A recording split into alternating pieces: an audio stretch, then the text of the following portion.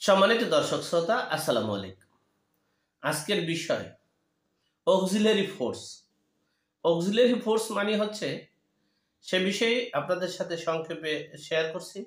কোনো দিক খুঁজে না পেয়ে doctor Mohammad Yunus auxiliary force গঠন করতে যাচ্ছে।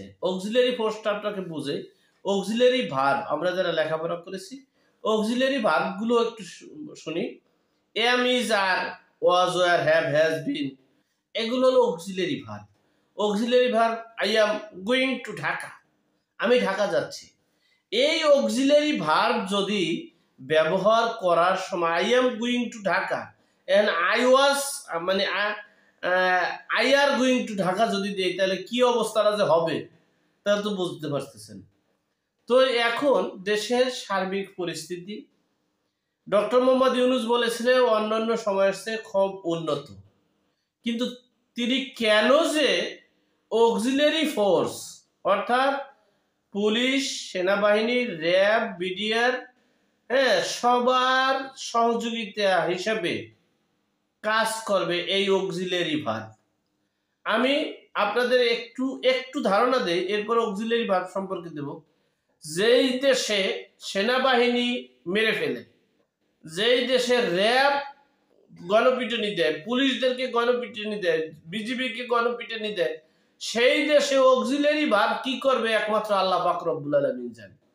অক্সিলারি ভার্বগুলো আমার মানে আমি যেটা অনুমান করতেছি, এই তৌহিদি জনতা আর হিজবুত তাহরির আর বাংলাদেশের যে মব জনতা, তৌহিদি মব জনতারা আছে, এরা যদি কোন রকমের অক্সিলারি ভার্ব পায় তাহলে তাদের জায়গা যে কোন জায়গা হবে একমাত্র আল্লাহ পাক রব্বুল আলামিন জানে। যাই হোক, অক্সিলারি ভার্বটা কেন ব্যবহার করছে সে বিষয়ে একটু বলি।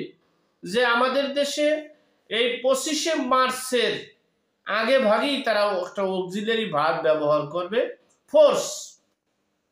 এই ফোর্সটা হলো তাদের নিজস্ব ফোর্স। অক্সিলারি ভার্বটা কি তাদের নিজস্ব, এনসিপির অর্থাৎ কিংস পার্টির ফোর্স। সেই কিংস পার্টির ফোর্স আবার কাজ করবে।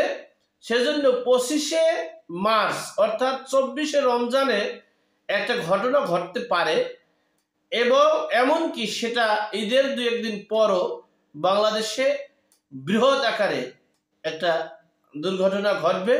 সেখানে আমাদের সকল ব্যর্থতার জন্য হয়তোবা সেই পিছনের শক্তি, যে হারানো শক্তি, যে চলে যাওয়া শক্তি পুনর্বাসন হতে পারে। যাই হোক, সেটাকে প্রতিরোধ করার জন্য এবং দেশের ওই অনাকাঙ্ক্ষিত যে ঘটনাটা ঘটবে সেই প্রতিবাদ করার জন্য, প্রতিরোধ করার জন্য, টিকে থাকার জন্য তারা এই doctor Mohammad Yunus auxiliary force ব্যবহার করতে শুরু করেছে। এই অক্সিলারি ফোর্সটা, এই বাহিনীটা শুধু কিংস পার্টির বাহিনী থাকবে। কিংস পার্টির বাহিনী যাদেরকে মনে করবে যে এরা কিংস পার্টির মধ্যে আনতে পারবো বা আনা যাবে বা হবে, তাদেরকে ব্যতিরেকে সকলকে মোটামুটি একটা সাইজ করবে এবং তাদের কাজটা মূলত শুধু অ্যারেস্ট, গ্রেপ্তার সেটা পরের বিষয়, তাদের শুধু হলো গোয়েন্দা রিপোর্টের কাজটাই বেশি করবে তারা। যাই হোক, এই অক্সিলারি ফোর্স কতটুকু সফল হবে জানি না, তবে আমার একটা এই চিন্তা হচ্ছে যে গত 7 মাসের যে কেসা কাহিনী হয়েছে, যে দেশের সেনাবাহিনীকে মানে পিটিয়ে গণহত্যা করতেছে, এখনো পিটাচ্ছে, লড়াচ্ছে, দৌড়াচ্ছে র্যাব, পুলিশ, বিডিআর, সেখানে অক্সিলারি ফোর্স কত কি করতে পারবে আমি জানি না। যাই হোক, সুবিধার চেয়ে অসুবিধা হওয়ার সম্ভাবনা আমি মনে করছি।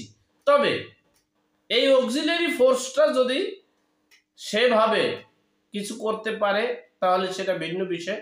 তবে যদিও প্রশাসনিকভাবে সফল হলেও যে তৌহিদি মব জনতা, ছিনতাইকারী, রাহাজারি মানে ডাকাতি, তারা কিন্তু এই অক্সিলারি ফোর্স হিসেবে ব্যবহার করে, কিন্তু দেশে আরো দুর্বৃত্তায়নের ঘটনা ঘটতে পারে। যাই হোক, ডক্টর মোহাম্মদ ইউনূস যে সিদ্ধান্ত, প্ল্যান, পরিকল্পনা নিয়েছে সেটা কতটুকু সফল হবে আপনারা দেখেছেন। এই ছাত্রদেরকে পুলিশের দায়িত্ব দিয়েছে, পুলিশে নিয়েছে, পুলিশে হয়েছে, এখন তারা পুলিশ হয়েছে। আপনারা শুনেছেন কিন্তু যে 2000 যে পুলিশ, ছাত্র জনতার যে পুলিশ হয়েছিল সেটা কিন্তু এখন ধামাচাপার দিকে গেছে। তারা কি করতে পারছে, কতদূর করতে পারছে আমরা জানি না। আল্লাহ পাক রব্বুল আলামিন জানে। যাই হোক, আল্লাহ আমাদের সকলকে সঠিক জ্ঞান দান করার তৌফিক দান করুক। আমিন।